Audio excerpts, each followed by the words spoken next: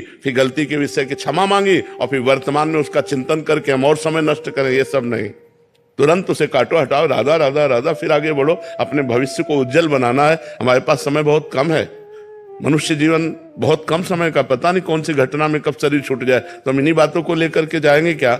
हमें राधा राधा नाम जमा करना है, परोपकार करना है, तीर्थयाटन करना है, पवित्र आचरण करने हैं, जिनके द्वारा हम अपने पापों का नाश करके भगवान की कृपा प्राप्त कर सकें। प्रतीक नाथ तिवारी जी। श्री हरिवंश महाराज जी। महाराज जी, क्या हम एक ही जीवन में मुक्ति और भगवत प्राप्ति कर सकते हैं? क्या ये केवल और केवल नाम जप के द्वारा ही संभव है? क्या इसमें हमारा उसमें रुचि नहीं होती।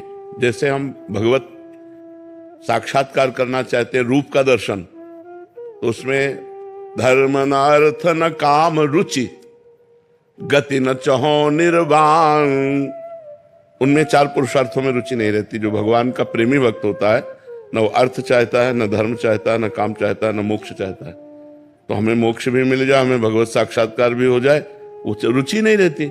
अगर वो मोक्ष कामी तो भगवत दर्शन की उसमें रुचि नहीं होती। वो अपने आत्मस्वरूप का चिंतन करके मोक्ष को प्राप्त हो जाता है। अलग अलग मार्ग है। तो ऐसा कैसे हो सकता है कि जो मोक्ष कामी है वही भगवत कामी दर्शन करने वाला बन जाए? अगर वो चाहे तो हो जाए, पर रुचि नहीं रहती तभी तो मोक्ष होता है। जब भगवान की भी रुचि नहीं रहती तब मोक्ष होता है। महाराज जी, शायद इनको मुक्ति और भगवत प्राप्ति का अर्थ मालूम नहीं है।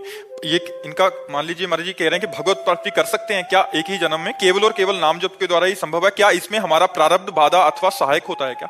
प्रारब्ध बाधा भजन में नहीं। भजन में प्रारब्ध सहायक या बाधा का इसका कोई अस्तित्व नहीं होता, नहीं तो भगवत प्राप्ति ही न हो। प्रारब्ध के अधीन भगवत प्राप्ति थोड़ी है, पुरुषार्थ के अधीन भगवत प्राप्ति। मारी तो डालेगा, तो आज मार डाल, राधा, खत्म खेल, अब पहुंच गए। हमें थोड़ी रोक सकता है। शरीर को तो प्रारब्ध शरीर पर आता है। राधा राधा राधा, जैसे घायल सैनिक अपने लक्ष्य पर बढ़ता चला जाता है, ऐसे परमार्थ का सैनिक होता है। हाथ टूट जाए, पैर टूट जाए, शरीर बीमार हो जाए, संसार ठुकरा दे, सब पर राधा राधा राधा, वो आगे बढ़ता चला, वो सूरवीर होता है। ये सिंहों का मार्ग है, ये बलवानों का मार्ग है।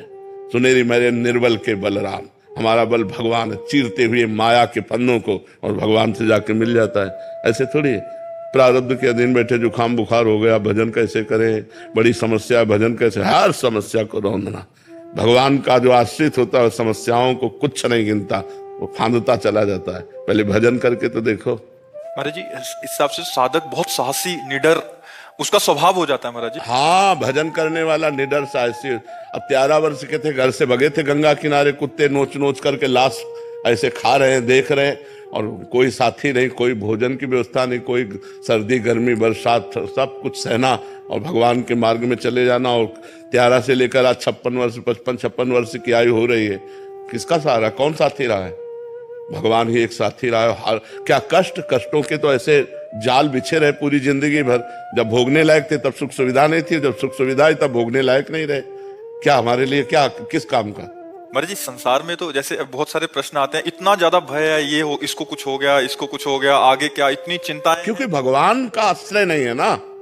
भगवान का आश्रय अगर है तो हम भय में नित्य प्रति बैठे हुए हैं, लेकिन हमें क्या भय है?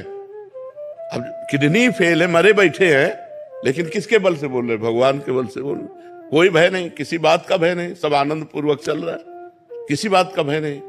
भगवान सब व्यवस्था कर रहे हैं, सब चल रहा है। हमारे शरीर का, तुम्हारे शरीर का, सबका भरण पोषण चल रहा है, सब व्यवस्था चल रही है। क्यों? भरोसो दृढ़ इन चरणन के रो। भगवान का भरोसा किसी व्यक्ति का थोड़ी भरोसा है। नहीं तो गृहस्थी में 4 लोग हैं, इसी में तो परेशान है। गृहस्थी में 4-6 लोग हैं और परेशान है। तो भगवान का भरोसा करो यार, वही सिखाने के लिए बैठे कि भगवान का भरोसा करो, सच्चाई से चलो। थोड़ा दुख भले सहने को मिलेगा, लेकिन आगे तुम आनंद में हो जाओगे।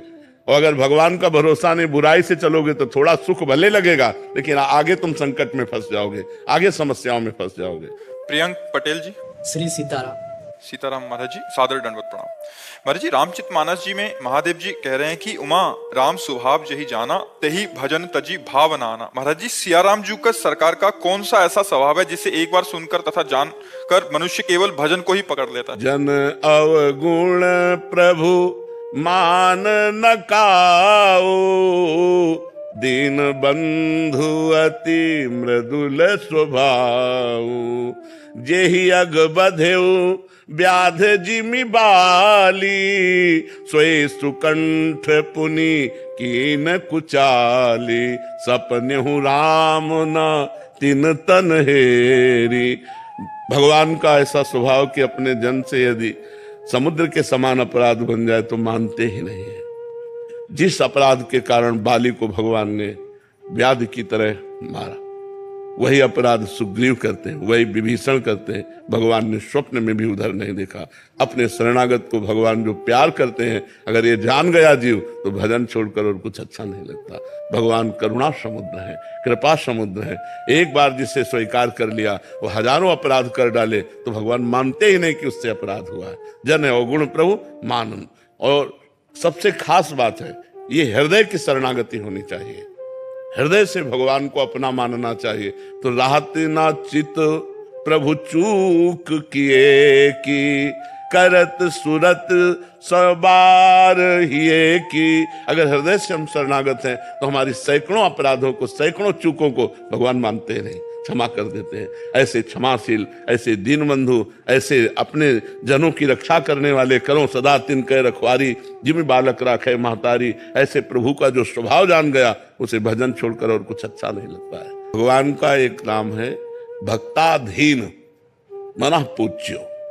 गोपाल शास्त्र नाम में भगवान का नाम, भक्त के अधीन हो जाना। एक पद में किसी महान भक्त ने गाया, मैं हूं भक्तन को निज दास, भगत मेरे मुकुट मणि, पग चापू और सेज बिछाऊं, नौकर बनू हजाम, हाकू बैल बनो गडवारो, बिना तनख्वाह रथवान, यही तो मेरे मन में ठनी, भगत मेरे मुकुट मणि। अपनो परण विसार, भगत को पूरो परण निभाऊं, जाचू जाचू कहे तो बेचे से बिक जाऊं। भगवान इतना अधीर हो जाते हैं कि पूछो मत। कह रहे हैं हनुमान जी महाराज से, प्रति उपकार करो का तोरा, सन्मुख हो ही न सका। अखिल कोटि ब्रह्मांडों के स्वामी कैसी बात कर रहे हैं। तो कह रहे हैं तुम संतात उरिन मैं नाही, करी विचार देखा मन माही, तुम संतात उरिन मैं नाही। यही भगवान की महत्ता है। और गुरु जी, ये सारी चीजें जो है भगवान की प्रेरणा से ही हुई थी। क्योंकि जब पूरा रामादल भगवान को ढोक दे के जा रहा था वहां पे, तब सब ढोक देने के बाद जब पीछे से गए, तब हनुमान जी को पाछे पवन तने सुर नावा, जानी काज प्रभु निकट बोलावा, परसा शीस सरोरो पानी, कर मुद्रिका दीन जन जानी, बहु प्रकार सीते समझायो, कहीं बल बिरह बेगी तुम आयो, हनुमत जन्म सफल करी माना, चले हृदय धरी कृपा निधाना। मतलब हनुमान जी ने उसी जन्म सफल मान लिया, क्योंकि भगवान ने सेवा दी ना, भगवान ने सेवा दी उसकी। फिर उसके बावजूद भी भगवान की प्रेरणा से सब कुछ हुआ। उसके बावजूद भी यूं कह रहे कि सुन कपि तो ही समान उपकारी, नहीं को सुर नर मुनि तनुधारी, प्रति उपकार करो का तोरा, सन्मुख हो ही न सक। लेकिन हनुमान जी महाराज की बात देखो, वो क्या कह रहे हैं, शाखा मृग के बड़ी मनुष्याई। आप उनकी देखो, वो तो उनकी कितनी कृपा का वर्णन भगवान कर रहे हैं कि हनुमान जी आप, और हनुमान जी क्या कह रहे हैं कि नाथ मेरा कहीं कोई बल नहीं, तो प्रताप। तो भगवान के यही दोनों को देखना है, भक्त भगवान की जय और भगवान भक्त की जय, सदैव एक दूसरे की जय में लगे रहते हैं। भगवान इतने भाविबल हो गए, अश्रुपूरी तो रहे, फिर बाहर उनके जब चरणों में पड़े। अब ये जो आप जैसे आप ये है ना, अब ये एकांत में चिंतन किया करो, इसे कहते हैं लीला चिंतन। बैठ करके चुपचाप चिंतन करें तो आपको रोना आने लगेगा। हाँ, और ऐसा हृदय विकल होने लगेगा कि इतने कृपाल भगवान, इतने दयालु भगवान। एकांत में चिंतन किया करो, खूब रामायण गाओ, जीवन धन्य भैया। मनुष्य जीवन की यही सार्थकता है कि भगवान की भक्ति आ जाए, भगवान का अखंड स्मरण चलने लगे। सब साधन कर यह फल सुंदर, प्रभुपद पंकज प्रीति निरंतर। अंतर रहित घंटा भर हम भगवान में लगे और 23 घंटे संसार में लगे, ऐसा नहीं। प्रभुपद पंकज प्रीति निरंतर, निरंतर कभी नाम चल रहा है, कभी चौपाई चल रही है, कभी लीला चिंतन कर रहे हैं, कभी ठाकुर सेवा कर रहे हैं, कभी समाज सेवा में है तो उनको भगवान का सिय राम में सब जग जानी, करो प्रणाम जो रिजुक पानी। हेतराम